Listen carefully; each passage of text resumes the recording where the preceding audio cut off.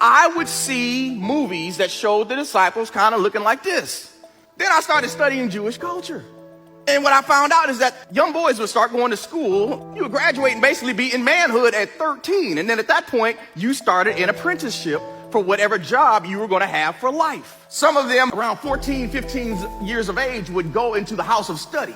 And this was a place where the rabbis would come in and they would walk up to students and they would use those two words, follow me. Now, if my theory is correct, I think the disciples looked a bit more like this.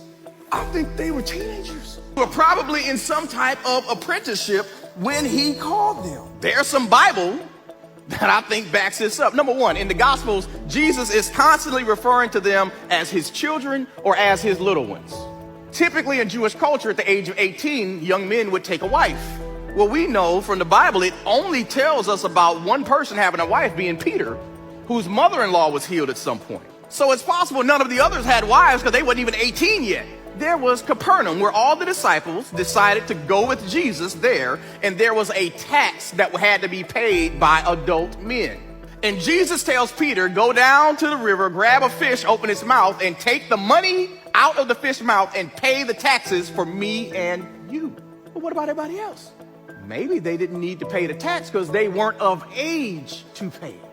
Some of the things that the disciples did that made zero sense if they was 50 years old. There's a story about the disciples in Luke chapter 9 deciding to go and preach the gospel, and when people rejected them, they said, Jesus, can we call fire down on them? Well, y'all know how much teenagers like fire. Luke 22, they're sitting around a table arguing over which one of us is the greatest disciple. They're 30 and 40 years old, that's dumb. But at 13 and 14, that makes a lot more sense. My personal favorite. Can y'all imagine a 45-year-old man? Hey, mama, come here. I don't want Jesus to think I'm crazy. Can you ask him? And mamas, like typically do, yeah, baby, I'll ask. That would make zero sense for a grown man to send his mama to go ask Jesus about where he can sit in heaven. Anybody here, parents of a teenager, and you be asking them, don't you understand that's wrong? Don't you understand that's dumb? Don't you understand that's not how the real world works? Jesus was asking them this type of stuff. What's wrong with you? What's your problem? Why couldn't you cast that out? Why y'all so worried about this storm? They was on Jesus' nerves because Jesus was the first youth pastor.